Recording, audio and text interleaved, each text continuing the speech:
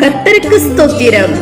இன்றைய நாளுக்கான பரிசுத்த வேதாகம வசனம் எஸ்தர் அதிகாரம் 1. இந்து தேசம் முதல் எத்தியோப்பியா தேசம் வரைக்கும் உள்ள 127 நாடுகளையும் அரசாண்ட அகாஸ்வேருவின் நாட்களிலே சம்பவிப்பதாவது: என்னமாய் தோத்தரிப்போமாக